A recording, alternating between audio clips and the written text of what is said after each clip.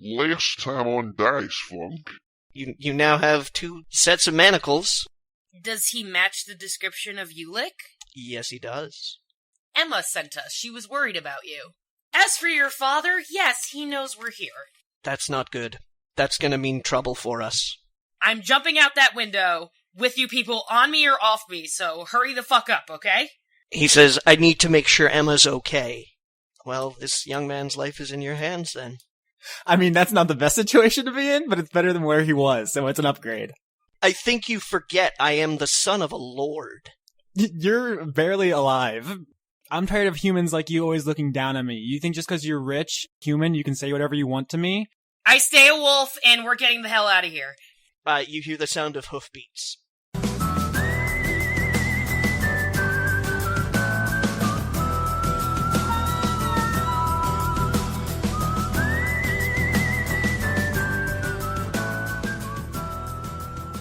I really thought you were going to say 3 first, and I was going to be so mad. No, that was just a regular one for you guys. I mean, it's not funny. It's a retro throwback to actually doing your job. I'm wearing my pants on backwards. Is that good or bad? That depends what kind of pants they are. They're boxers. Doesn't matter. Yeah, you're fine. You're fine. Okay. Hi, everyone. I'm Leon, and I play Rinaldo, the human fighter. Hi, I'm Austin Yorsky. I play Anne, the halfling cleric ranger. Hi, I'm Jess. I play Jayne the druid. Hi there, I'm Johnny, and the fact that I missed my introduction is actually really indicative of my role in this game, even though the entire campaign banks on me being able to conduct it. Yeah, I don't know if we fucked up by giving you that role, or you just aren't prepared for our shenanigans. Listen, man, I just show up, I do my job, I go home. Yeah, this was a cold reading experience for pretty much everybody, like Austin, I know that you're doing another D&D campaign in real life on the side, but you hadn't played a tabletop role-playing game beforehand, have you? Never. Can I tell you about that other game real quick? In just a second, I just want to finish my thought, quickly here. It's also Leon's first D&D game, and Jess, you haven't played 5th edition, have you? Not 5th edition, but I have played D&D before. Yeah, so you and I are in the same boat, and as a dungeon master, I'm just used to people taking the game a little bit more seriously. So this was, on the last day of summer, all 4 of us decided to jump into the lake at camp, let's D&D, and just be like, let's see how cold it is, guys. Friends forever. Except instead of freeze framing and then, going to an 80s power ballad as the credits rolled, it showed us actually like slamming into this freezing cold lake in September, and then just 4 people surface screaming, "Oh fuck! Oh shit! Oh, we shouldn't have done that! Fuck, that's cold! Oh god, swim for your life!" That's how I see this D&D campaign, basically. I want to say that I have played D&D before, but never as a player. So this is my first time, doing shit. Oh, okay, all right. Yeah, when I was very young.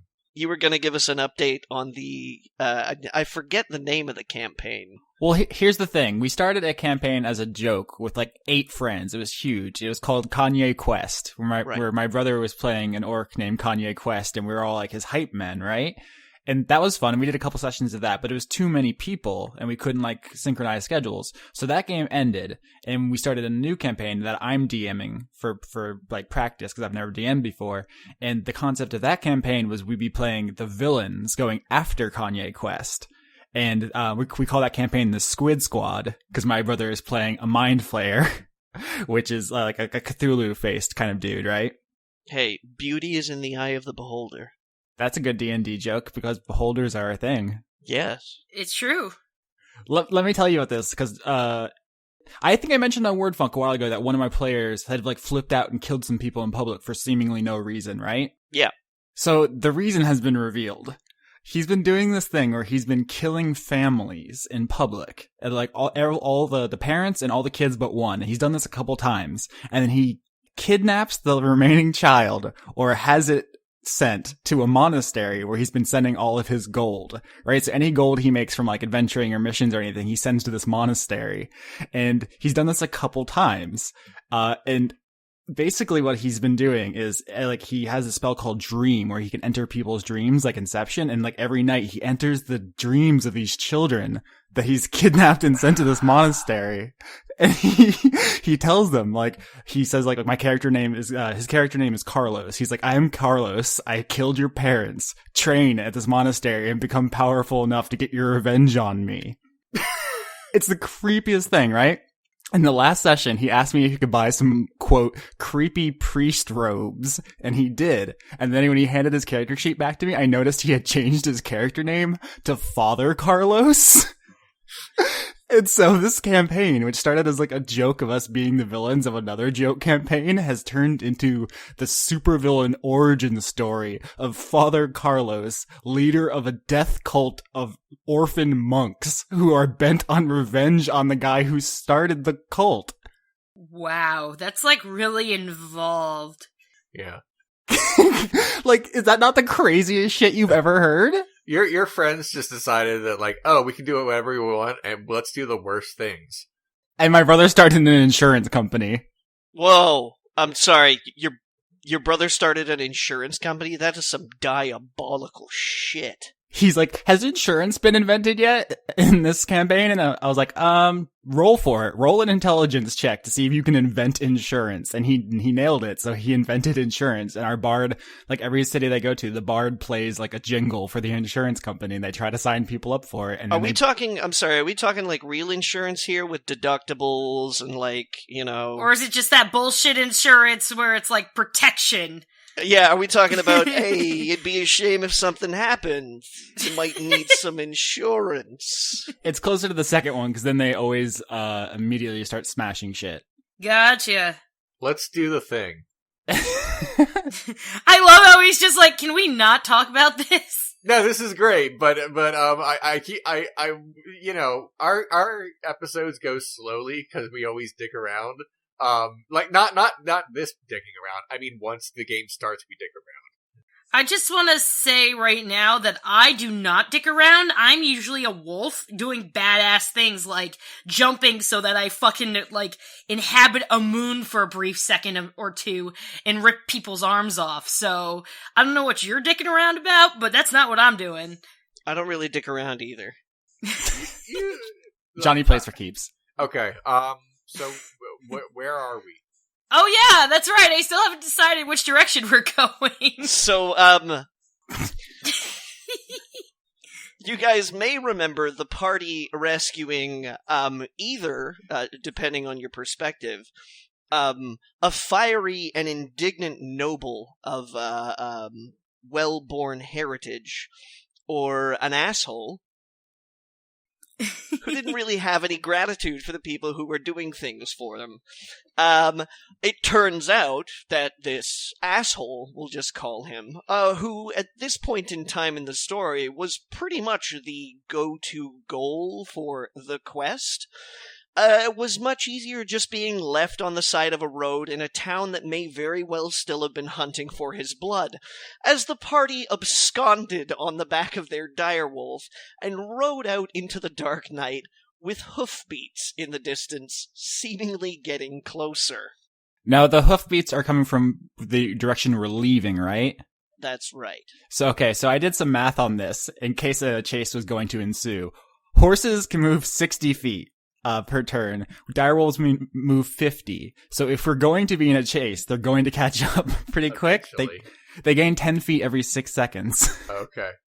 Which sounds bad, but my sacred flame has a range of 60 feet. So if we do get into a drag race, I'm going to be able to hit them 6 times before they catch up. So that's where we are. You hear, Austin, I just want to clarify that at this point in time, your ears are not exactly aware of how many hooves you hear.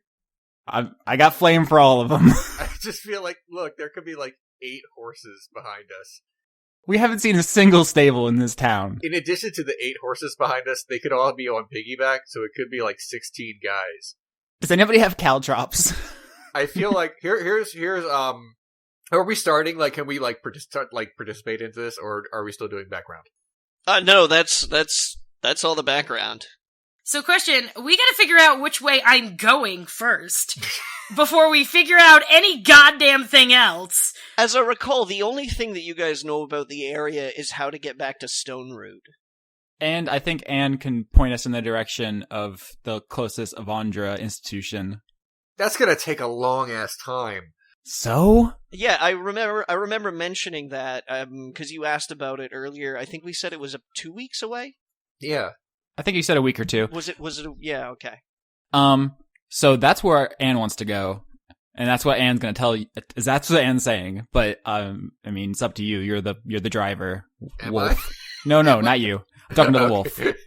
Okay, so my question is, basically, I know for a fact that if we go back to Stone Root, those, whatever the fuck they were, that came out of the ground are going to probably kill us. Then there's the Lord, who apparently knew that we were coming and now bullshit because his son has not been sacrificed and just turned out to be an evil dickweed. So that's kind of my options, aren't they? Or I go in a completely opposite direction that we've never been to. Yeah, we just run in the opposite way of all of this, and then we played it Farming Simulator 2015. Do we have any marketable skills besides adventuring? Can I use a nature check to get... Yeah, I don't think that's a thing that I can do, though. What is it that you're looking to do, Jess?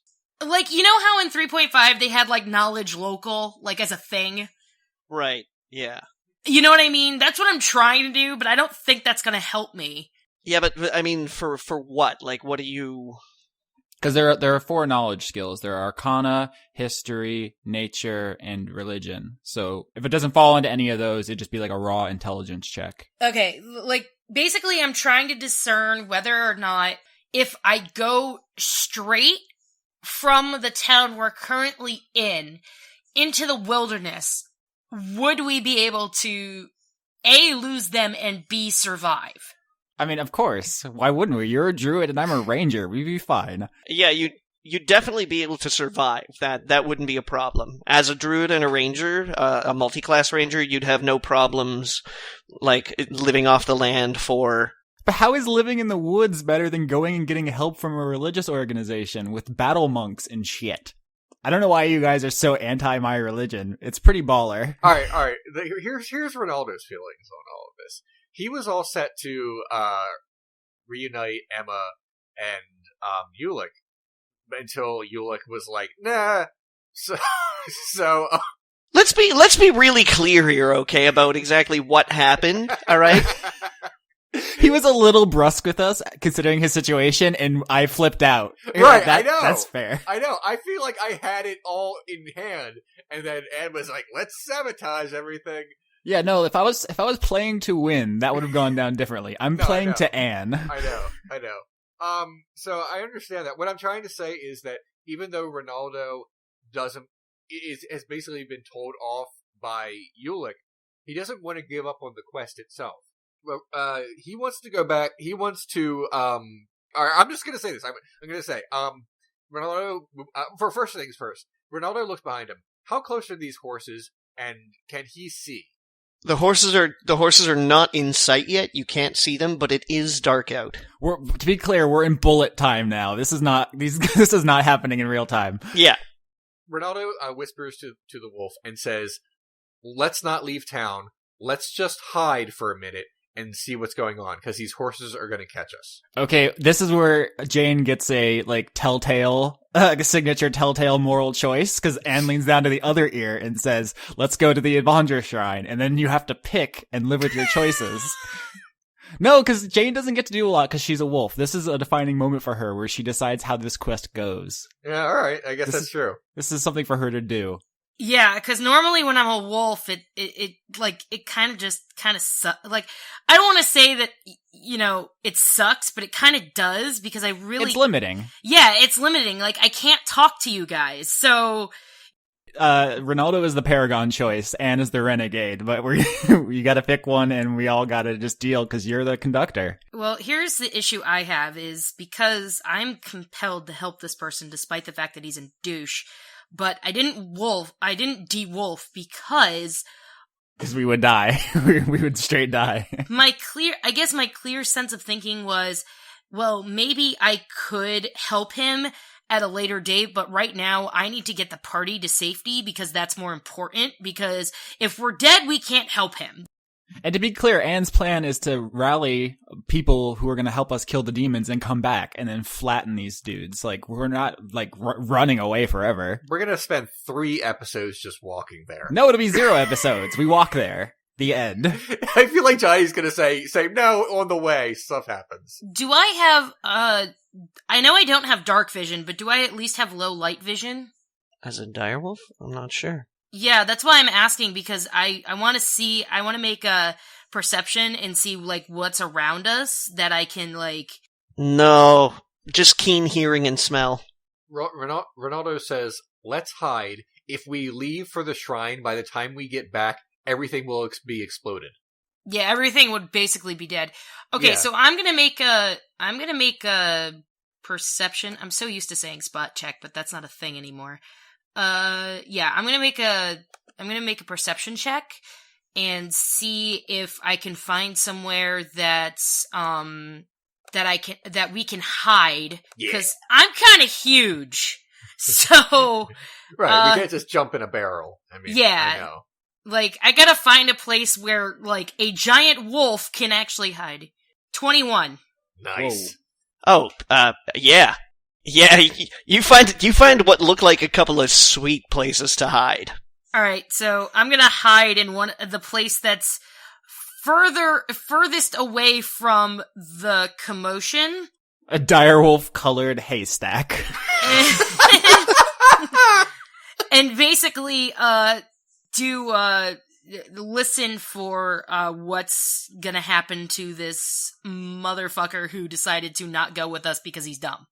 Okay, so you guys did start moving out of town, at least on the at the end of the last episode. So you've made a little bit of distance between yourselves and Gillet and Ulick. And on your way out of town, both Rinaldo and Anne lean down and whisper in each of your ears at the same time about where they want you to go. Mm-hmm. You kind of shake your head like a dog does when it's confused and let out one of those when they're noises when they're frustrated. And I feel like I would do that. That's a thing I would do in character. I'd be like, "He's mother." You split like a 90-degree a run completely. You go from going straight ahead to just... Can she dog drift? The ground, unfortunately, is kind of dry. So, like, if it was a little muddy, then yeah, maybe the back legs would swing out a little bit. But she's turning on a dime right here. Like, this is obviously her handling system is like a 4-leg sport that adds traction to the leg that's getting the most grip on the ground. Too fast, too Doge. Oh yeah, it's a pretty impressive feat of direwolf engineering. So you as quickly as you can, you split a 90-degree angle, noting that like you can't see anything yet, hoping that maybe you can at least get out of the sight lines before any of these hoofbeats, whatever they are, get into view. So you split 90 degrees, managed to wedge yourself in between a large horse trough and a sort of darkly gray colored farmhouse that, yeah, it does kind of look like it exactly suits your particular fur color. And you get down low. It's over top of an awning as well, so shadows are covering you pretty well. You think you've got a good chance hiding here. Okay. Are you gonna do it? Are you gonna stay hidden? Yeah, I'm gonna stay hidden. Alright, Anne, Rinaldo? I mean, yeah, we're in it for the long haul with the wolf. We can't abandon her. She's our bus out of here. So are you gonna make the concentrated effort to try and hide as well? I guess so. I mean, I don't want to get found, so do I roll for something for that? Everybody's gonna have to make stealth rolls. Anne isn't gonna do anything but lay on top of the dog. Okay. So I have to roll for stealth as well? Yeah, but the difficulty modifier for stealth has been adjusted according to how well you think you found a hiding place. I do want to point out that direwolves have I think, +4 to stealth, but Rinaldo is wearing heavy armor, which means he gets disadvantage on stealth checks. What's my disadvantage? Disadvantage means you roll twice and take the lower. Oh, okay, got it. So you wait. get +4, Jess. Okay, cool. Well, that's Jesus Christ. I got a 2, so that's the lower. You fall off the wolf into the noisiest... Johnny is the DM. Into a bucket of Furbies that immediately start flipping out. Johnny, you tell me how bad I did this. Hang on, I need, Austin, you're not trying to hide? Anne was on the dog when you were running. The dog hid, and she's laying on top of it, doing nothing, not moving. She's making no effort to do anything. So you're just, sitting upright? No, she's laying down. That's how she rides. So she can be close to the floofs. To be close to the floofs.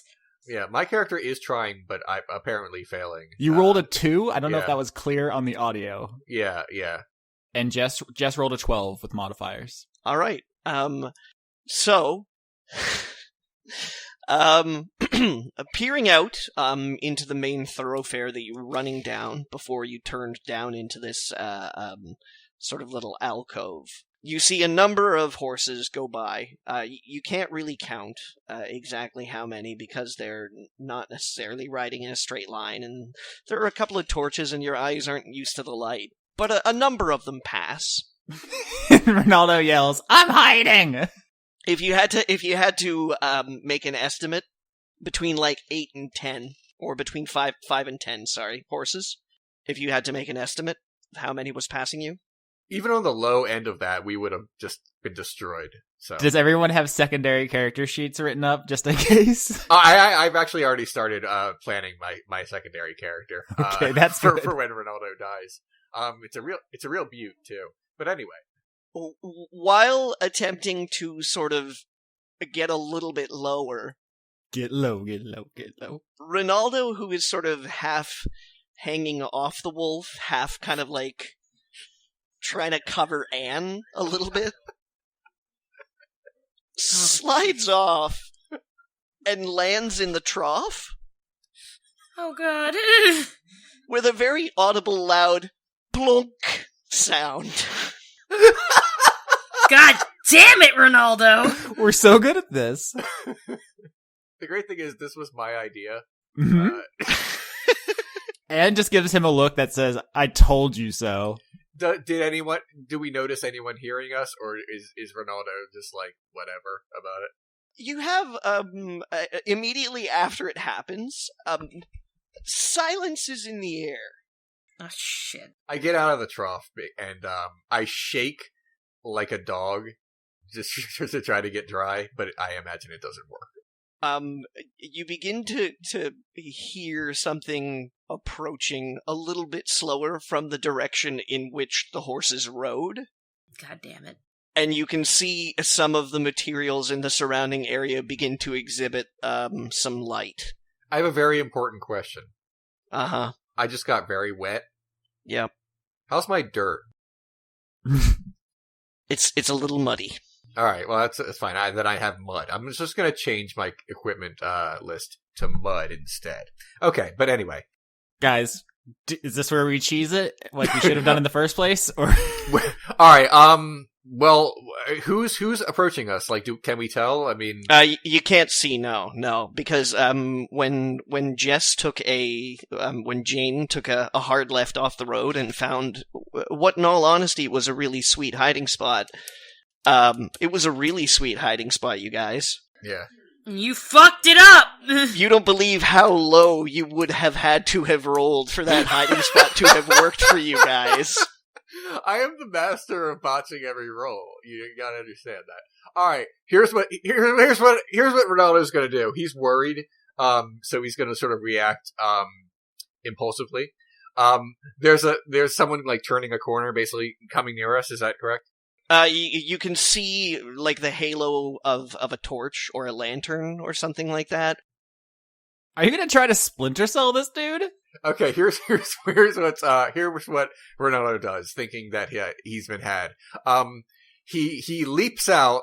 I'm not sure how to describe this. You know that scene in Big Trouble in Little China where Kurt Russell leaps out from behind a wall and says "Aha!" and then nothing is happening. That's what I want to do. I'm gonna hold on to him. Try to snatch him out of the air. I'm not even gonna, say why, because I think we all know why. I think I'm just gonna do it. Yeah, you don't need to explain shit to us. So what is that, a grapple check, I guess? Yeah, this will be a grapple check. Well, I'm gonna botch it, because it's me. So what do I have to roll exactly? Leon, your success on this will be detrimental to the party, so obviously you're going to succeed. If you guys are strength checking each other, roll d20 plus modifiers. Whoever gets higher wins. So I have a +3 to strength right now. Okay. 22. 4! I crit failed it, and it's only Oh 4 my because god, I have you by the pants! only because Rinaldo is so allegedly strong. Is it a 4? It should be a 1. You yanked him back so hard he went back to his childhood. You're You ain't gonna do shit! Okay. all right. So Rinaldo has this great plan in his mind that he's going to, with a little bit of flourish, present himself to whomever it is that is approaching. But he is still essentially in a bathtub, and a large bathtub as well, not like one that's designed for people to get out of really easily. So you put your hands around the lip edges of the trough and go to force yourself up when Jess's head comes round, and without even necessarily making a strength check, just kind of pokes her nose in your chest and snarls. This catches you off guard because you are already, you've already slipped your feet over the lip too, so that you can kind of do this, weird serpentine kind of, appearance onto your feet. You were gonna haul yourself out by your hands, land on your feet, and then point with your finger and go, aha! So, with your feet already off, she pokes you in the chest, and just as you're about to yell, aha, you get knocked back into the tub with another plonk and a gurgle. Less loud this time than the last one. Jayne, pick him up and then bury him like a bone so we don't have to deal with him anymore. Alright, so this happened all over the course of a few seconds. Has anything changed? Have these people found us? Are they coming? You still see the halo of the light, although it's approaching a little slowly. Anne is going to give Jayne guidance for the inevitable fleeing we're about to do. 3 for your next thing. She touches the wolf and she's expecting you to start running. Well, I can't just leave him there. Oh, but can you? Can you though? I'm apparently deep in this trough. I mean, You haven't had this good a bath, Rinaldo, since before the burning of Thinmond. okay. Think about it though, Jayne. How well do you really know Rinaldo?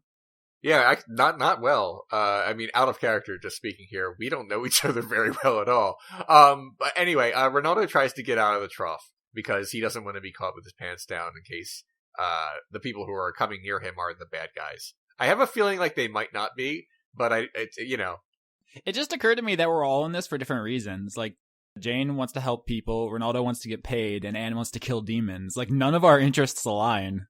That's interesting. Anne starts biting Jayne's back. Why? Why would you do that? dicking around. I told you. Because she's stupid and frustrated. Not hard. She's not trying to draw I blood. kind of purr at you.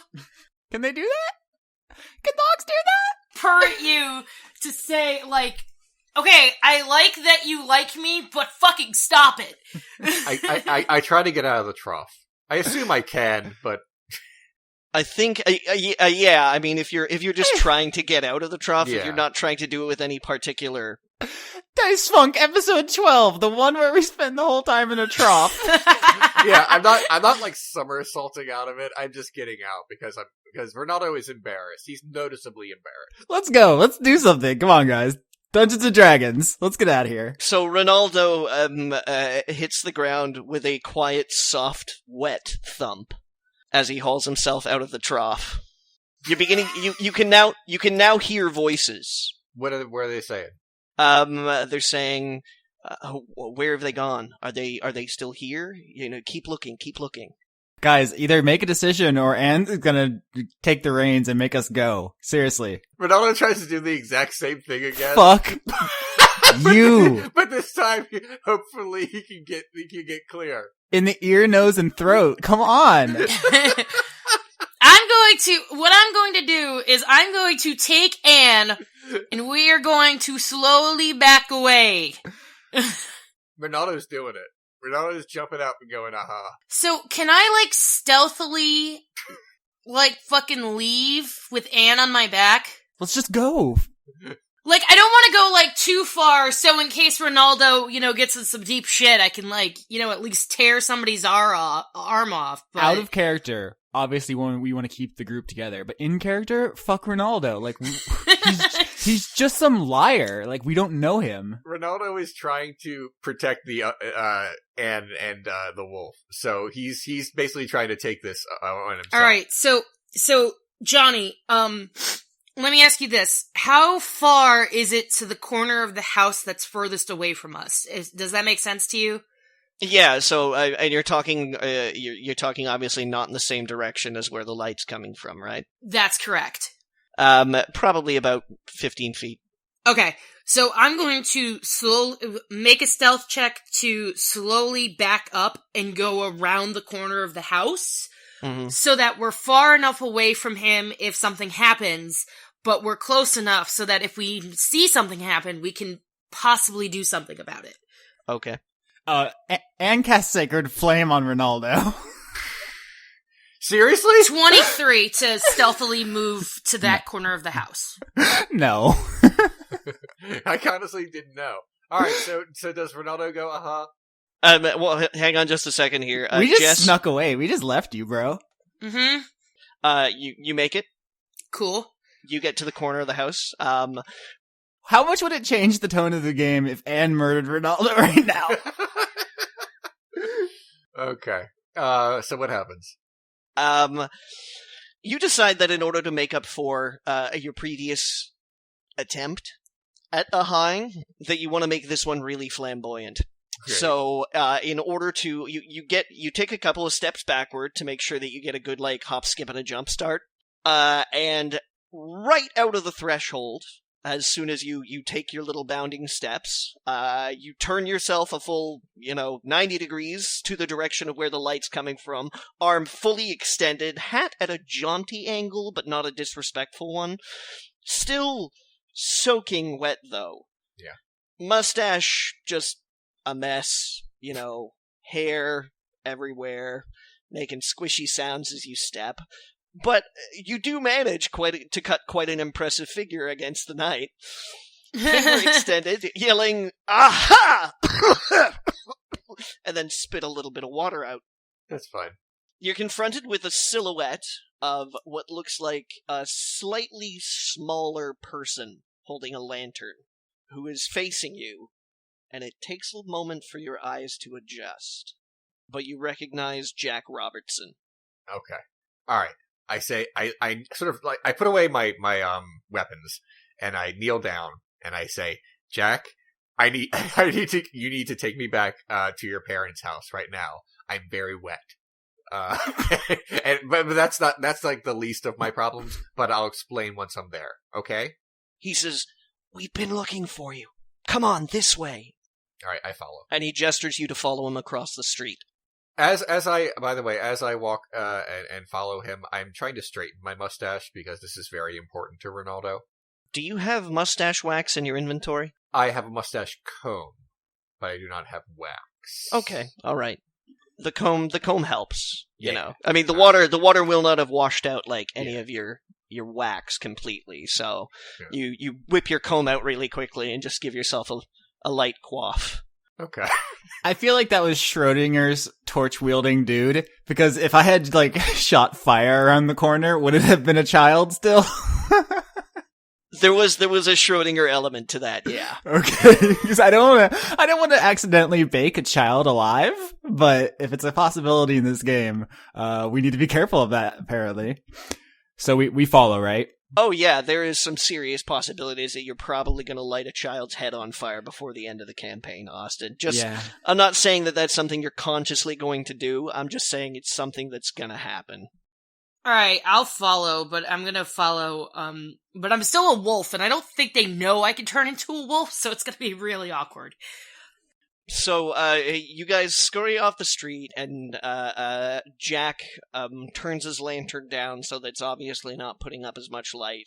You can still faintly hear hoofbeats, but Jess, in her wolf state with her heightened hearing, can not only hear them, but she's actually somewhat positive that they are moving off in the direction of the road that you guys took in from Stone Root. And whispers, for the audience, who is this kid again? Jack?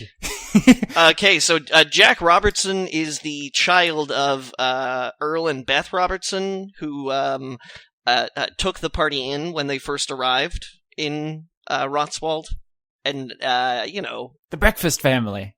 Gave them breakfast and was really nice, and then I'm excited about them dying horribly. Yep, go ahead. Yep.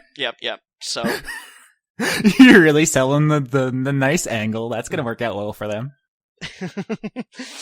So anyways, he leads you kind of circuitously among some houses across a small field, and before long, you find yourself at the Robertsons' estate. Okay. All right, let's go inside. All right. He opens up the front door and motions to you, for you to rush in. Am I gonna fit? Yeah, you could. It's a farmhouse. They have big farm doors. All right, so I'm gonna go in. All right. So the first thing that happens when you go in, Jess, is Akira, the little girl, kind of screams a little bit. Surprisingly.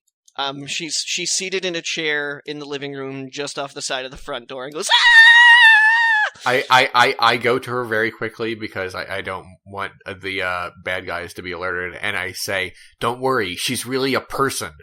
That's not confusing to the child at all. Rinaldo immediately realizes that doesn't make any sense. It's like, "Don't worry, not gonna hurt you, so shut up." Shut up. She calms down and motions to Anne to come close. Anne comes close. Kira grabs Anne's hand pretty tightly. Do we jump up and down in an E?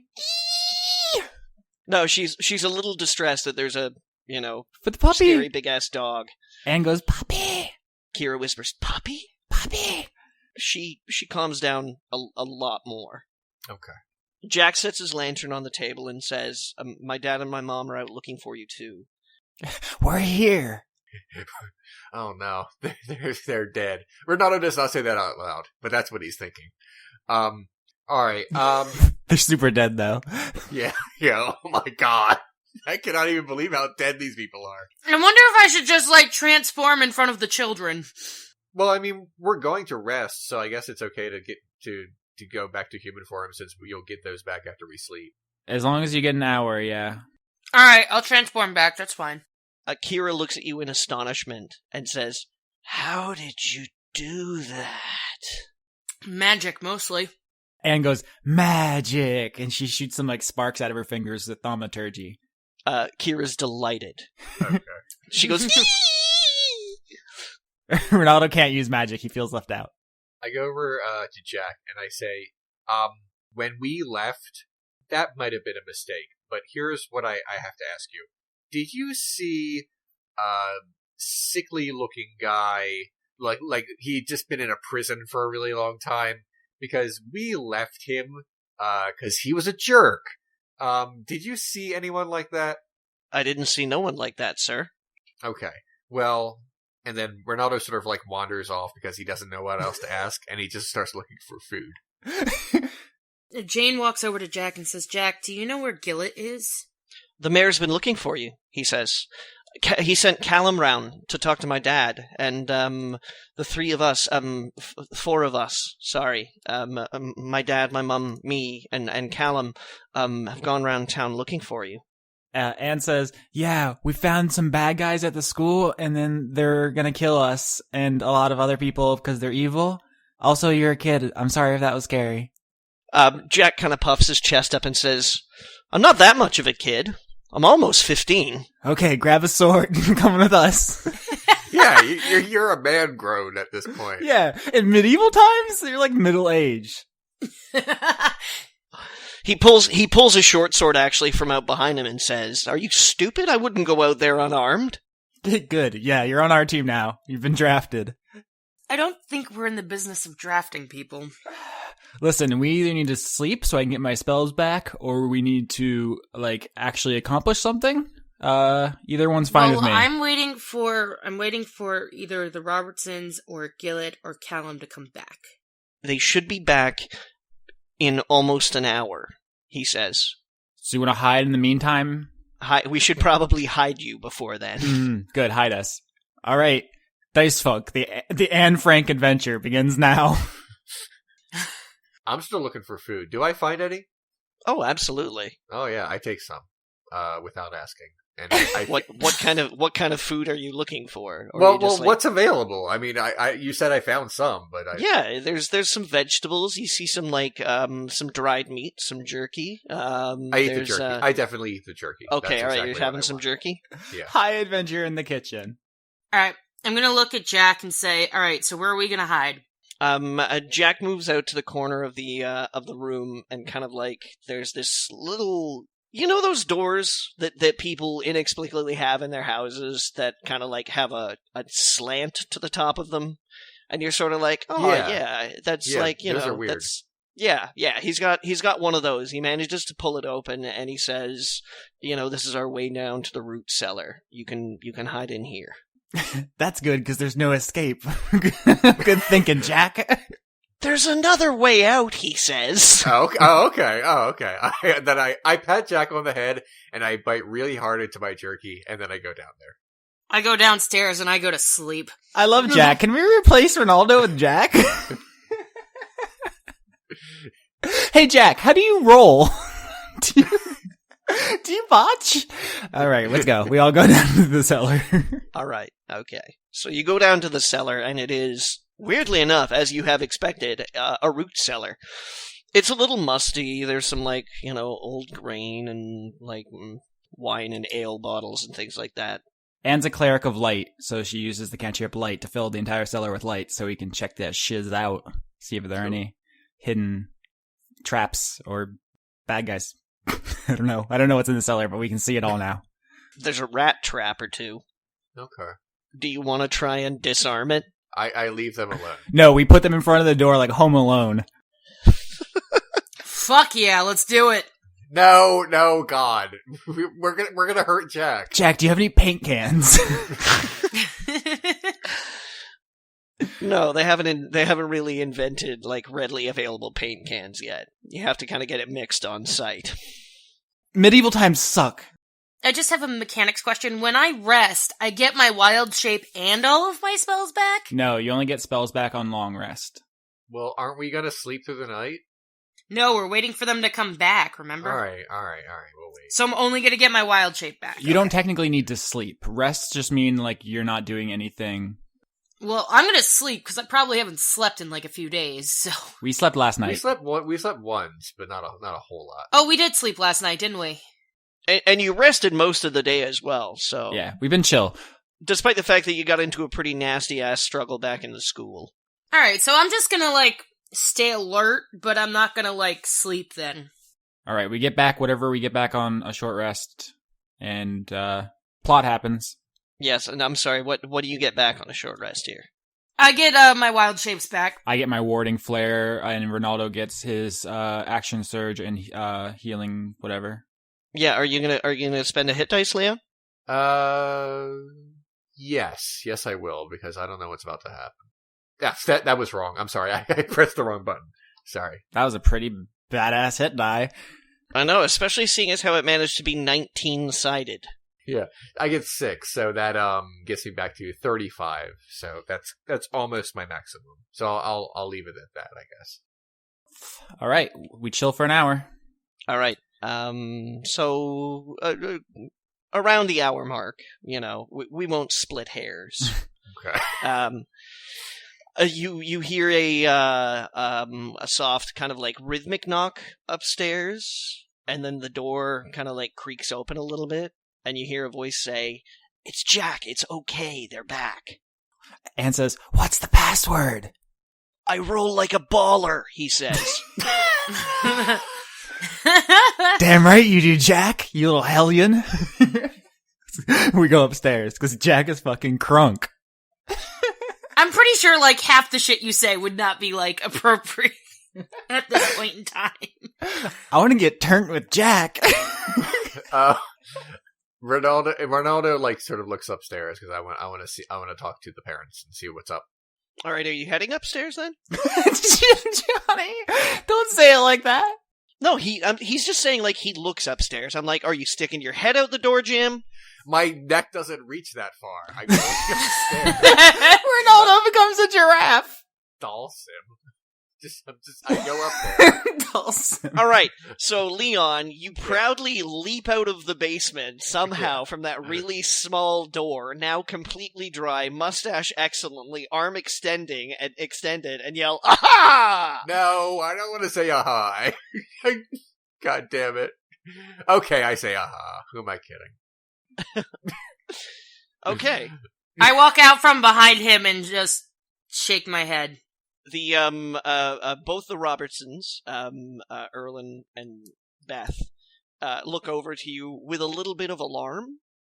Gillet is in the room, and with his arms crossed, looking more than just a little put out at this point in time.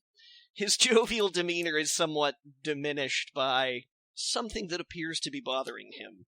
Okay, who all is, like, in this room now exactly? I just want to get a feel for exactly who I'm looking at.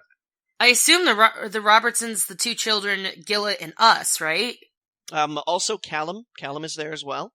Great. I do like the finger gun point to Callum, and then I turn to Gillet, and I say, "Look, we tried, but Ulick is a dick. Where is he?" No, correction, you 2 tried. I was a wolf. No, that's fair. That's fair. Where is Ulick? Gillet shakes his head and says, shakes his head at you guys and says, This is your deal. I was just trying to help a couple of strangers here, okay? I don't really need to get pulled into this. I was just trying to do the right thing. I don't need this kind of grief for my town. Because I don't know what they have in that school, but I know that what they have is bad news, and I don't want it coming down on my people. It's demons. Rinaldo puffs his chest out because he's looking kind of pissed off. And he says, "Yeah, you're the mayor, jackass. Mayor something." You're the mayor of this town, and you've let an evil school run roughshod all over your town. So yeah, this actually is your responsibility. It is literally your responsibility more than mine, because it's your town. You're the mayor. We showed up to rescue one guy. You're in charge of everyone. He shakes his finger at you angry and says, "And you fucked it all up!" No, I didn't. Anne did. In fairness. And I helped. I don't care which one of you it was, he says. I don't care which one of you it was. We're not fighters in this town. That school treats us very well for what we know it is. And let it walk over us. Let it walk over us. They've been there for 600 years. You're a giant child. I'm sorry, but you are. You're basically saying it's okay if they're evil so long as it doesn't hurt Rinaldo. you specifically. No, he's like, "Oh, I got mine, but fuck everyone else." Rinaldo. You're literally neutral. That is your life motto. Fuck everyone else. I went out on a limb for you guys, he says. Rinaldo. Yeah. Shut up. I'm going to look at all of them and I'm going to say, "All right, look, it doesn't matter whose fault it was. Shut up," I point at Rinaldo. "What I want to know is, what happened to Ulick, and what the hell are we gonna do after we find out what happened to Ulick?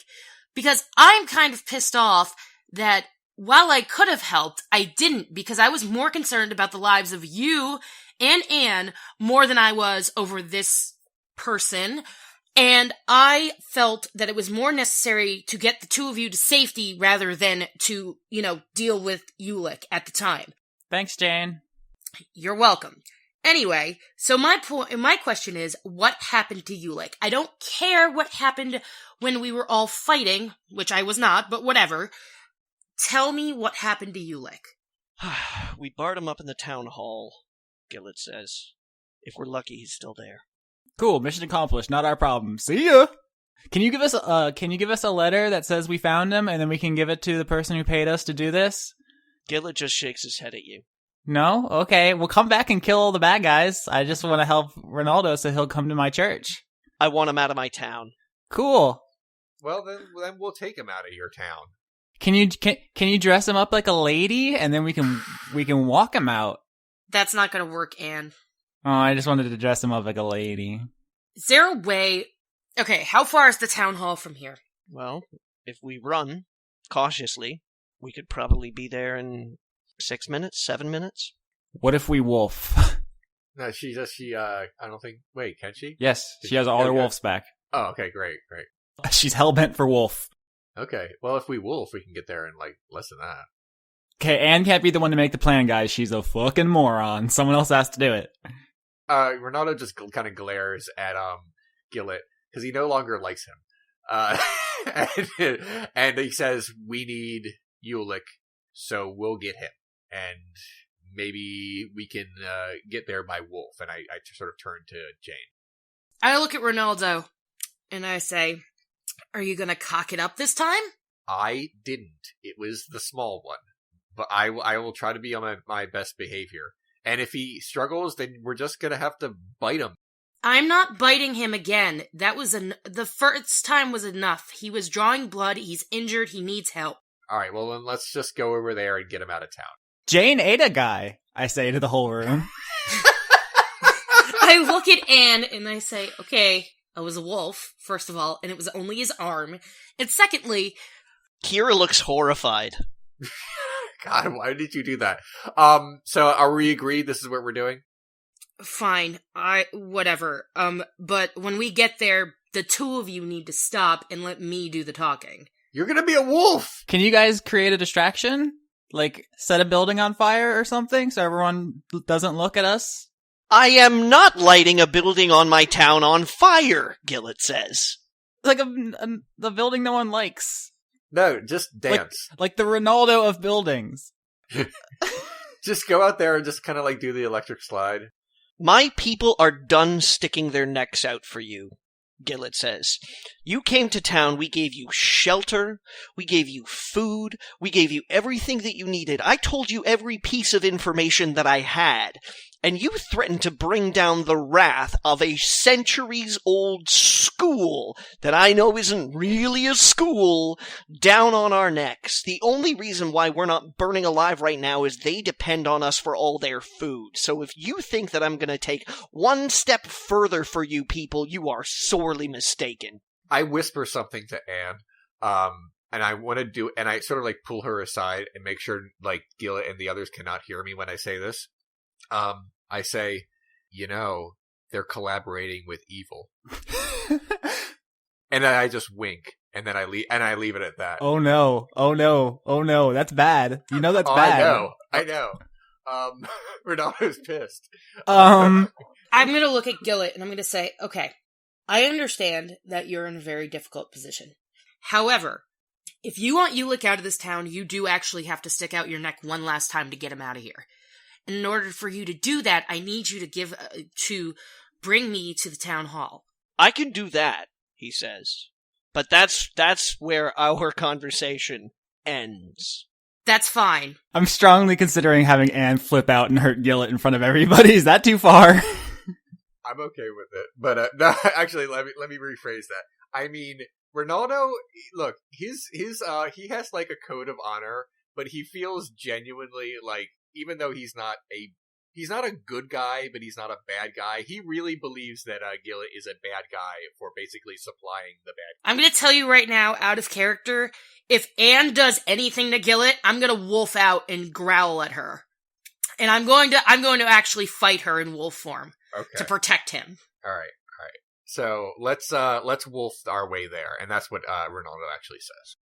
This whole way, I'm just gonna say Anne is like very pensive. Like in her tiny brain, she's mulling over everything because it's a lot for her. She's not smart. She doesn't have the brains to think of any strong philosophical questions about the nature of good and evil. So she doesn't take any immediate action. Let's go. Okay. I'm going to apologize to everyone in advance. I'm going to be like, I'm sorry, but, and then I'm going to wolf out. All right, so we go. Kira yells, "Puppy!" Anne yells, "Puppy!" I get on the wolf, and then I put Anne on the wolf. We out. Bye, Jack. You straight up pimp. I high five Jack. Jack throws some signs up. Okay. As you as you go out the front door. Right. My human. Gillet has a couple of reassuring words with Earl and Beth.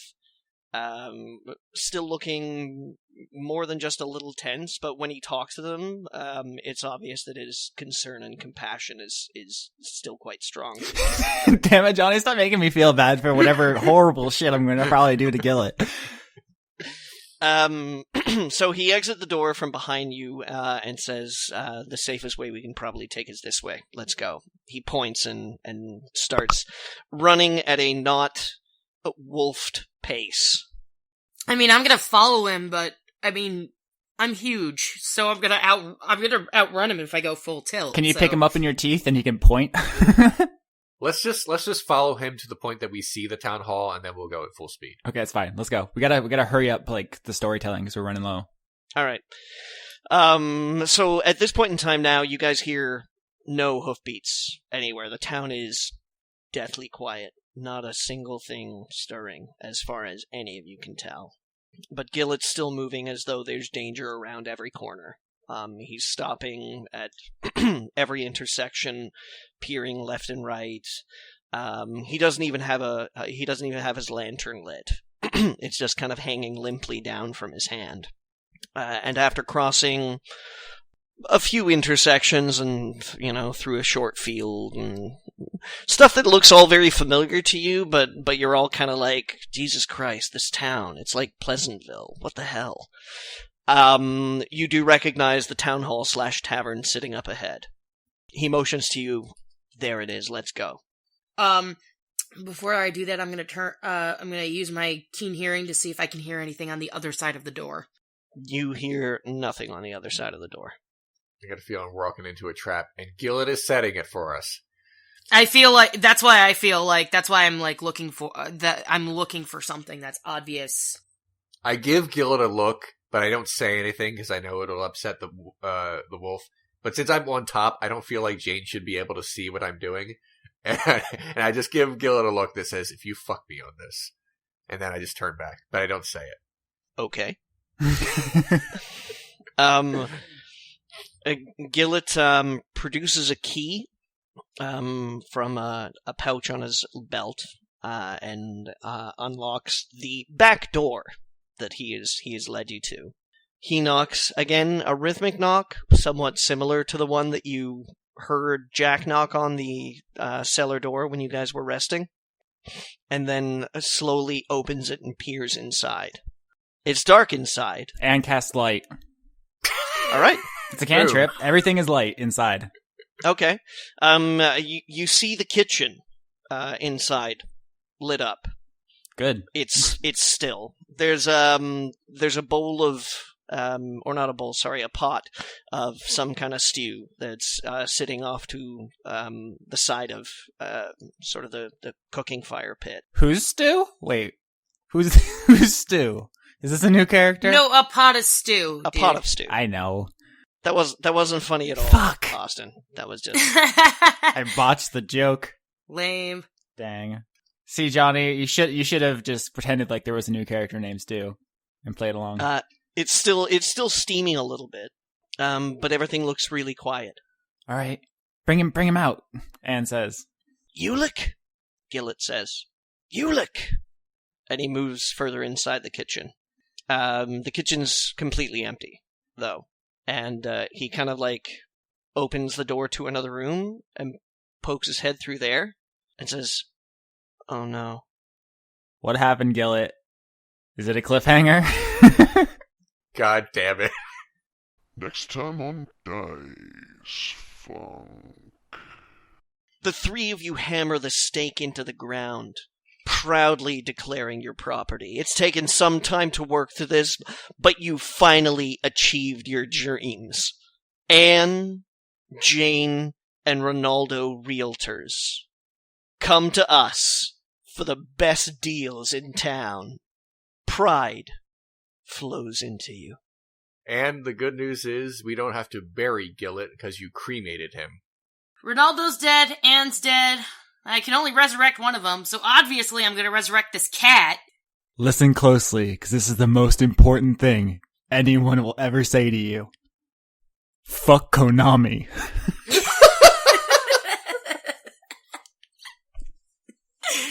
Oh my god, that was beautiful.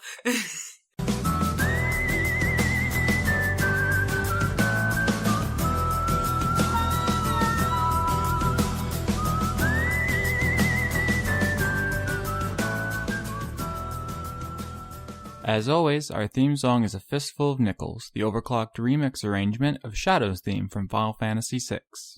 Executive producers for December 2015 are Joseph Timbrello, Wayne Witzke, Brent, Jason, Ingmar Gremmen, Lord Revan, Kevin Seidlow, Tarka, The Cult of Gorfanax, Jacques Lindsay, Jorrit, Michael Goodell, Viger Arnston, Giorgio Renna, Christopher Charlo, Cody Jackson, August Rue, and Taylor Hoyt. Thanks for listening to Dice Funk all the way to the end. If you want to support the show, you can rate us on Podbean and iTunes, you can comment on Channel Awesome or YouTube, or even add to our TV Tropes page. If you want to help more directly, you could always go over to our Patreons, patreon.com/AustinYorsky, patreon.com/RenegadeCut, or patreon.com/FoolsGold. You can support Johnny by making homemade sausage or whispering compliments to trees.